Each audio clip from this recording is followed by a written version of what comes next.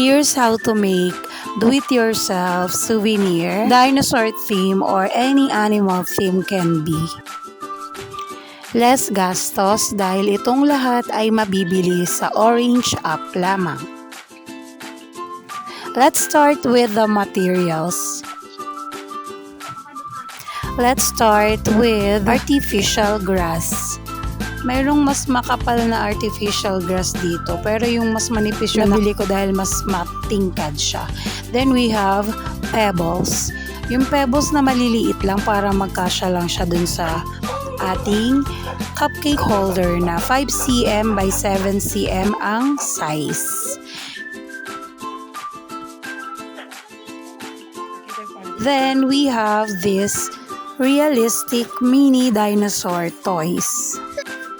Mayroon din nabibili nito ng mga animal theme, insects, farm animals, wild animals. Depende sa theme na gusto nyo. I have here 24 pieces dahil 12 pieces per pack ang laman niya. And we're gonna be using glue gun.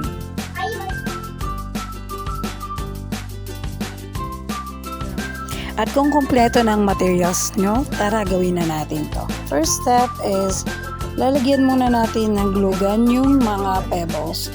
I use 2 pebbles para medyo mabigat since magaan yung cupcake holder.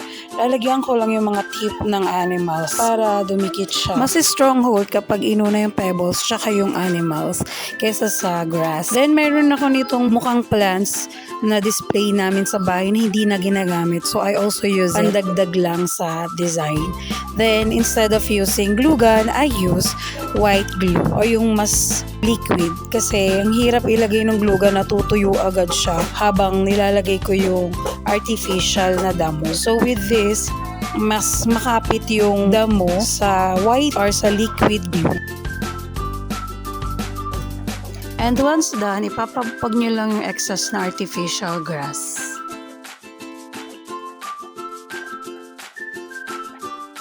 Materials na nagamit dito, siguro less than 300 lang. Meron ka ng 24 pieces na souvenir. So, pwede mong dagdagan. Actually, sobra nga yung nabili ko dito ng artificial grass. Dapat pala isa lang kasi apakadami na pala nung 3 binili kong artificial grass. Tsaka pebbles, sobra-sobra na rin.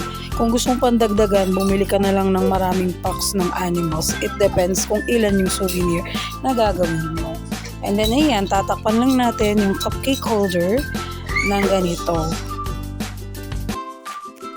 And may mga videos pa dito para makita nyo ng closer yung pagkakagawa. Ang realistic, di ba? At napakaganda pa nitong tingnan sa souvenir table. I also tried na iglugan yung gilid ng plastic pero nasusunog siya or nadideform kaya hindi ko na lang nilagyan.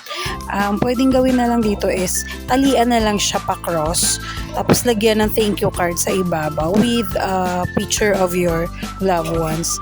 And this is the final look. Thank you for watching. Subscribe.